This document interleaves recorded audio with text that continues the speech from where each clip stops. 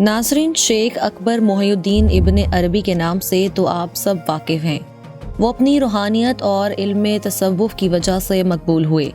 हम आपको आज की इस वीडियो में बताएंगे कि इब्नुल अरबी कौन थे, उनके वालिद मोहतरम कौन थे, इब्नुल अरबी के रूहानी उस्ताद कौन थे और इब्नुल अरबी के संदूक में ऐसा क्या था।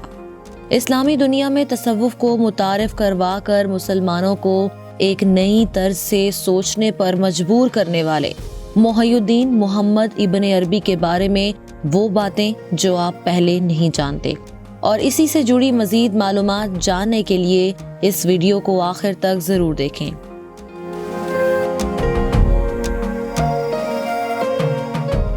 नाज़रीन, हज़रत इब्नुल अरबी 26 जुलाई 1165 ईस्वी को पैदा हुए और उनका विसाल 16 नवंबर 1240 ईस्वी को हुआ।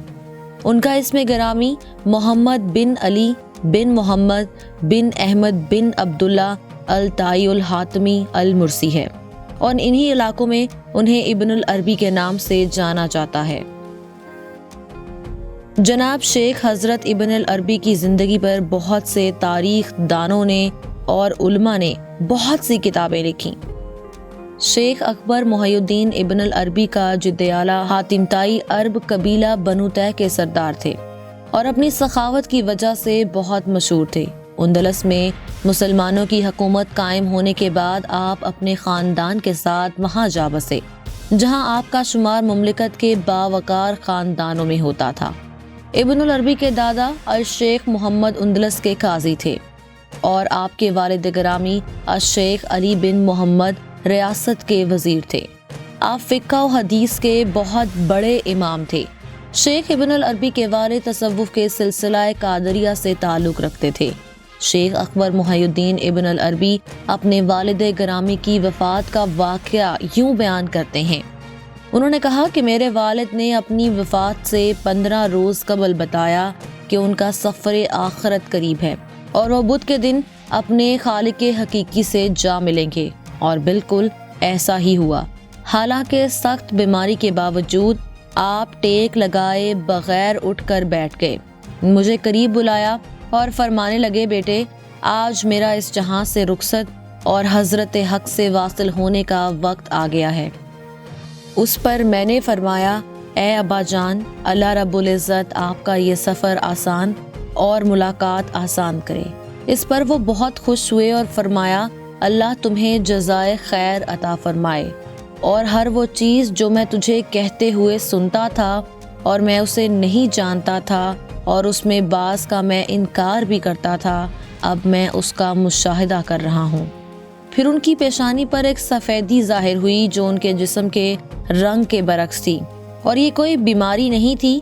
ये सफ़ेदी आपके चेहरे पर फैल गई और देखते ही देखते आपके पूरे जिस्म पर फैल गई। बाद में मैंने उनके चेहरे पर बोसा दिया और अलविदा किया। शेख इब्नुल अरबी के मुताबिक उसी दिन ज़ोहर के वक्त आपके वालिद वफ़ात पा गए और यूं वसाल की इत्तला हर्फ ब हर्फ सच साबित हुई।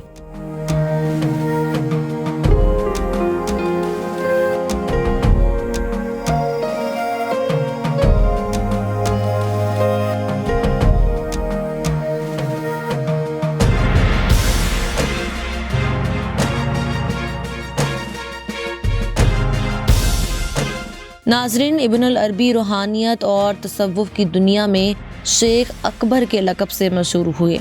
आपको हज़रत ख़िज़र अलैहिस्सलाम का ख़िरका 2 सिलसिलों से पहनाया गया। पहला अली बिन अब्दुल्ला बिन जामिया ने और दूसरा तक़ीउद्दीन अब्दुर्रहमान बिन अली बिन मैमून बिन आबिद उज़री ने। यूँ आप रूहानियत और तरीक़त में 2 सिलसिलों में हज़रत ख़िज़र अलैहिस्सलाम से बैत हैं। शेख अकबर मोहिउद्दीन इब्नुल अरबी एक वास्ते से हज़रत शेख अब्दुल कादिर जिलानी के सिलसिला कादरिया से बैत में हैं, क्योंकि आपके शेख अबू मोहम्मद यूनुस बिन याहिया अल अब्बास बिन हाशमी शेख अब्दुल कादिर जिलानी के मुरीद हैं। उन्होंने आपको मक्का मुअज़्ज़मा में खिलाफत व तरीक़त का ख़िरका पहनाया।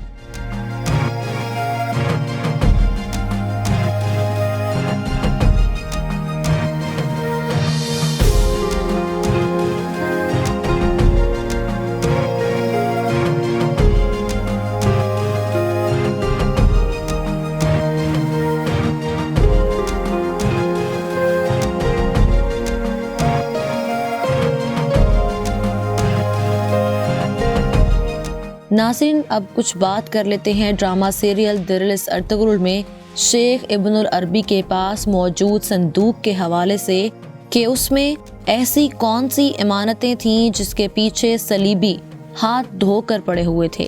اس صندوق میں ایک قمیص جو کہ حضرت خضر علیہ السلام کی تھی، جو کہ احمد یوسفی رحمۃ اللہ علیہ سے ہوتی ہوئی آپ تک پہنچی تھی، اور اس کی حفاظت کا شرف آپ کو حاصل ہوا تھا۔